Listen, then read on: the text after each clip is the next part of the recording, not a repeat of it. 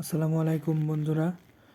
আপনারা আমার হাতে যে ব্যাটারিটা দেখতে পারতেছেন এইটা 12 ভোল্টের 25 এম্পিয়ারের একটা ব্যাটারি প্যাক।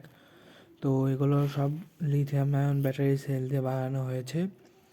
তো এখানে একটা বিএমএস ইউজ করা হয়েছে, যেটা হলো 3S 40 এম্পিয়ারের একটা বিএমএস। তো আপনারা যারা এই ব্যাটারিটা অর্ডার করতে চান তারা আমার ভিডিও ডিসক্রিপশন বক্সে হোয়াটসঅ্যাপ নাম্বারে যোগাযোগ করতে পারেন। আমি কন্ট্যাক্ট নাম্বারও দিয়ে দেবো, সেখানেও যোগাযোগ করতে পারেন। তো আমরা যেই সেলগুলো দেখতেছেন এই সেলগুলো দিয়ে ব্যাটারি প্যাক বানাই। আর দ্বিতীয় হলো এই যে সানফোর্ডের যেই 36 গ্রামের যেই সেলগুলো আছে সেগুলো দিয়ে ব্যাটারি প্যাক বানাই। তো সানফোর্ডের ব্যাটারিগুলো দিয়ে বানালে হলো আপনার এই ব্যাটারিগুলোর থেকে লাইফ সাইকেল বেশি হয় সানফোর্ড ব্যাটারিতে।